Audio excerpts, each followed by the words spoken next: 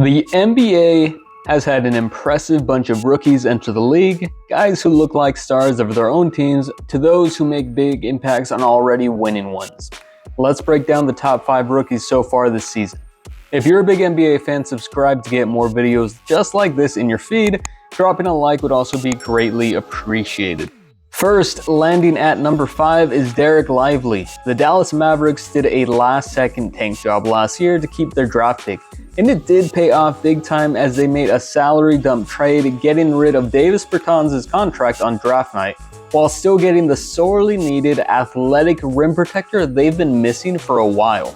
For the Mavs this season, Lively is averaging 8.7 points, 7.6 rebounds, and 1.6 blocks per game on a super efficient 73% field goal percentage.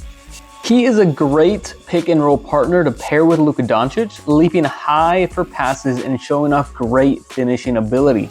Lively is a low-usage player but makes an impact by staying active. He does a fine job contesting shots on defense, defending against 17 shots per game. And on offense, when he isn't catching passes, he stays active on the boards, averaging 3 offensive rebounds per game. If he can get this level of production up while slowly refining his skills, the Mavs might have found their center for the long haul. Next at number 4 is Ausar Thompson. Thompson is a fun player to watch, super athletic and hustles hard. The easiest stat that highlights this is his rebounding, currently at 9 boards a game and 11.5 per 36 minutes. For a small forward, that's unheard of and already puts him in an elite class. He uses his athleticism and size to make an impact on defense as well. He holds opponents to 4% worse shooting within the arc. He spends a lot of time guarding elite scoring wings and has already become a point of attack defender for the Pistons. Offensively, he does need a lot of work on expanding his game from distance. 65% of his shots come from within 8 feet. When he does take a shot from beyond the arc, he connects at a horrible 14% rate. This poor shooting makes him a poor offensive fit in many lineups on any kind of team. A lot of what makes Thompson so appealing though is of course the skills he has displayed already, but most importantly, the star potential if he puts it all together. We've seen plenty of athletic big wings who were good defenders and yet became liabilities to a team's offense. It's worrisome that the Pistons are falling apart, as that can hurt his growth in the long run. Number 3 was everyone's Rookie of the Year favorite before the season even started, Victor Wembanyama. Wemby has had a rough season thus far. His ranking is a result of his current level of play, but he can still very much become the best player of this class by a mile.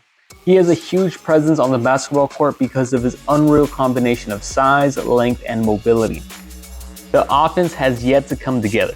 He does average 19 points, but it takes 16 shots to get there. His 3-level scoring is what's going to unlock his game, but Victor's only shooting 27% from 3. A big part of his struggle could be that he largely played without a traditional point guard.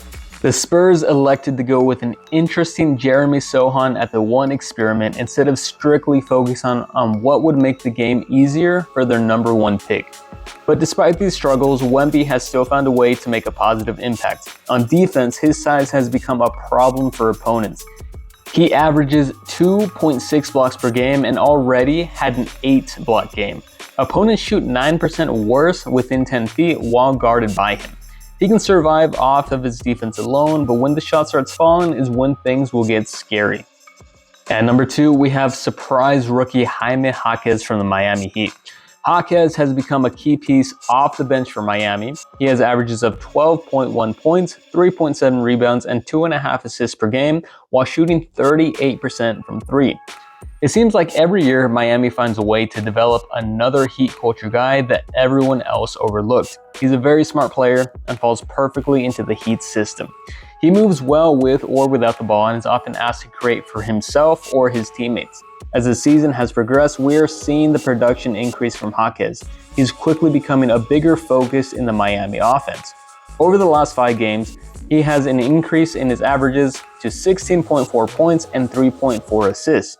He has good size at 6'6" and 225 pounds, making him a real mismatch threat against opposing 2s and 3s. If he can improve his defense while continuing his current trajectory, expect him to be a future borderline all-star. Number 1 is Chet Holmgren. Chet, like the number 1 picks before him, who spent their real rookie year nursing an injury and studying the game, is making an immediate impact. Even better, he's doing it for a team with a real shot to make a big playoff run. He's averaging 17 points, 8 rebounds, 2.6 assists, and 2.4 blocks per game. Holmgren is the ideal center in today's NBA. He protects the rim at an elite level, holding opponents to 10% or shooting from within 10 feet, serving as an absolute anchor inside. On offense, he can keep things running smooth by spacing out to the arc, while also having the ability to be used in different types of roles too. With Shai leading the offense, Chet has had the luxury of developing on a winning team, getting good habits that most top picks miss out on for the first couple of years. If you haven't seen much of Chet, go watch the Thunder vs. Warriors game where he did everything on both sides, scored from inside and out, locked down the paint, and just looked absolutely overwhelming. Let me know what you think of the list in the comments, subscribe, and thanks for watching.